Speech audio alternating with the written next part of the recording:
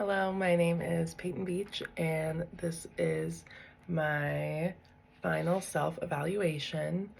So back in the second module, second week of the course, we had to do an initial self-evaluation, and we talked about, we did two little value surveys and stuff for our morals, and we found that, I discussed two of the questions. I chose question number 23 and question number 32.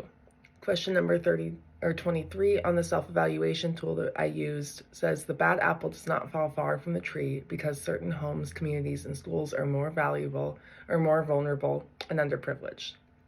I answered true to this. I formed this belief when I was taking beginner level social work classes my freshman and sophomore year at Boise State University. When I actually read about the cycle of poverty in a textbook and discussed the notion of intersectionality and intergenerational poverty and trauma in class, I learned that when growing up underprivileged, one has to fight 10 times harder to rise above those who have come before them. Then question 32 states, most people who go to prison stop committing crimes when they leave. I answered false to this question. I formed this belief when my mom went to prison when I was 10 years old. Through the years of visiting her, I saw many women who would be released from prison, then quickly end up back.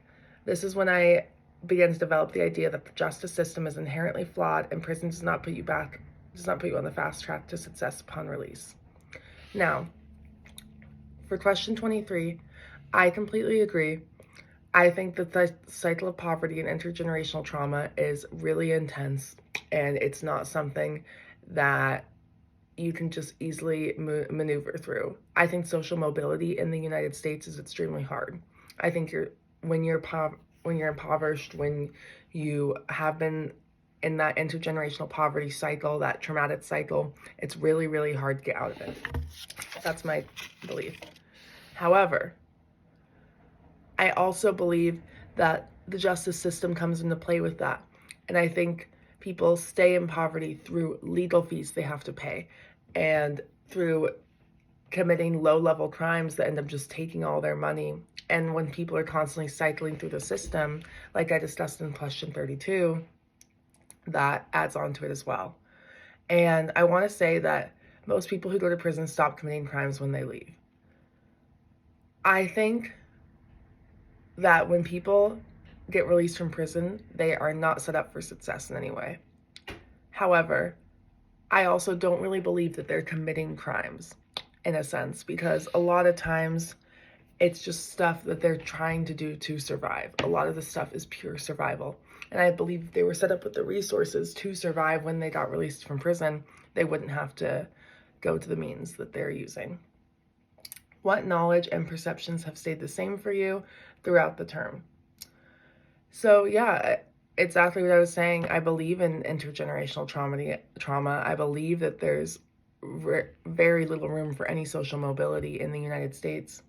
But what knowledge and perceptions have shifted. I didn't have a grasp on how any person of color was really, I had some sort of grasp with knowing about cases like George Floyd and stuff like that, but it really hit me how many people of color are just completely disproportionately affected in the justice system. I think it's terrifying, especially learning about Native Americans and Pacific Islanders. It's really, really scary to be any person of color, have any sort of diversity within the justice system, because every single thing about you will be on a 10 times bigger scale than if you were white. And that's terrifying. I learned about the feminization of the justice system and how many women are in there for nonviolent crimes, yet there's so many women in there. I learned truly so much in this entire course, and it's been outstanding. I'm really thankful I'm here, or I took the class. Thank you.